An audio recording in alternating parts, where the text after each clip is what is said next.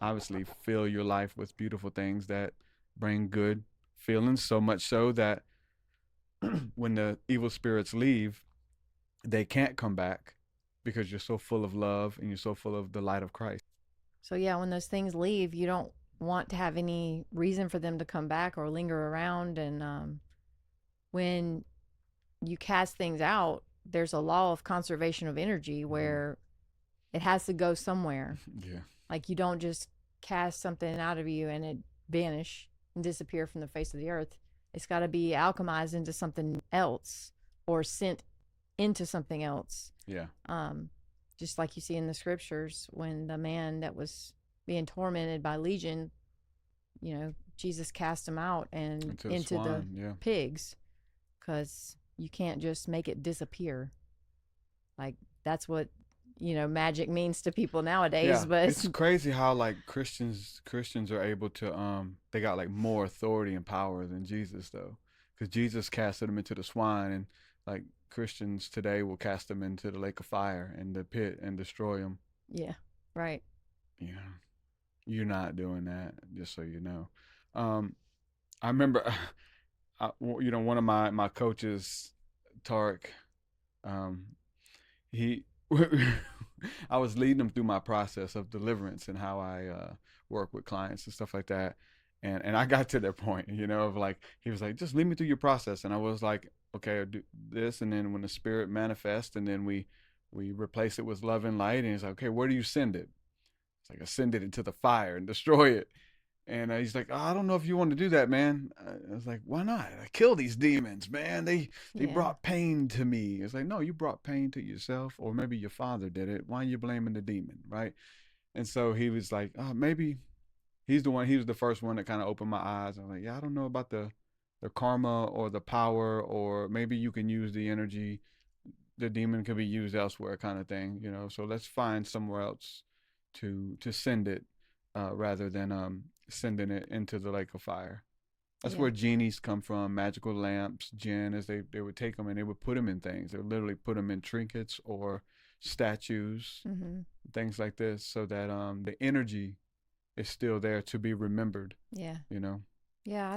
You have to know these places and what they're made for. Like the lake of fire is not necessarily for demons. It could be. It just depends on what it is. See, that's the thing with this conversation that's so, it's A and B. It's just so cut and dry for, the religious majority, Yeah, is that in their mind it's an angel and a demon. And the reason that comment from that guy is like, this is hilarious because it doesn't take much of a study to find out that the word angel simply means messenger. mm-hmm. Jesus was called an angel. Paul was called an angel. They're called gods. All of these words don't mean what we've simplified them to mean in the West. Yeah, And so whether it's angel or demon or a daemon, it doesn't, like, the words don't mean light and darkness, good and bad. Or light and darkness don't necessarily mean good and bad, black and white. yeah, That's something that's been taught to us, that black is bad and white is beautiful. No, that's not what that means. And it's the same thing for the spiritual kingdom. It doesn't mean that. Some of the best lessons and the hardest lessons that you'll get come from the dark side. That mm-hmm. come from times of anguish and travail and loss. You know what Yeah, I'm saying? And so um, both serve a purpose. yeah. All the bad stuff builds character and makes you. It alchemizes you into a different person. If there's anything that Jesus represents, it's giving those things purpose. Yeah, yeah. I agree.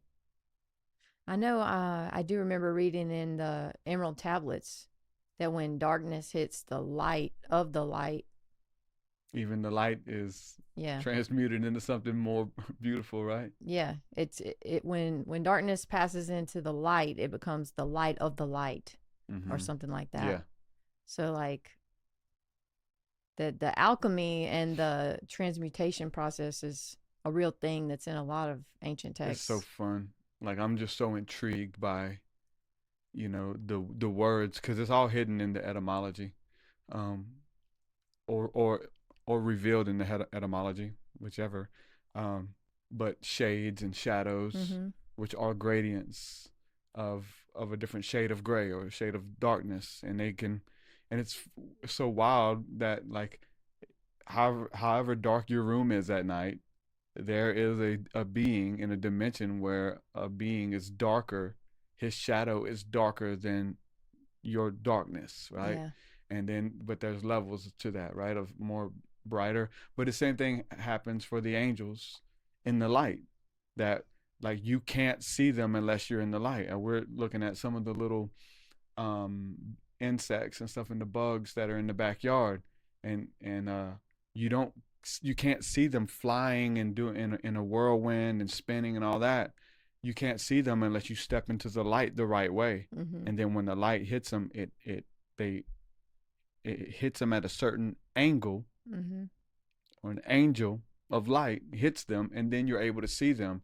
And you take one step over, and then you can't see them, and it's like they just disappear? No, they're still there. Yep. You just can't see them because you're not in the light of the light. Yeah. And there's gradients and shades of that, which is fun and amazing. Yeah. I know that a lot of people, Christians particularly, are asking the question, can demons be Mm-hmm. saved? Can they be redeemed back into God's good standing? How do you feel about that? Mm. Well, they're already in God's good standing. Let's say that for now. And can they be redeemed, and will they be redeemed?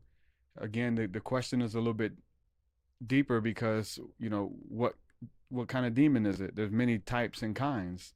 There's you know ghosts. There's incorporeal spirits. There's unclean spirits. Um, there's all types. So, but yeah, all of them can be redeemed, right? Because the redemption is once they serve their purpose and they learn their lesson. But for that time and for that season, they'll be, you know, performing these tasks and these duties this way. So they everything will be redeemed. If not, Christ is a failure. Mm-hmm. Just is plain and simple, and he's not a failure. He has redeemed all things unto himself, and will, and is. He is the one who was, who is, and is to come.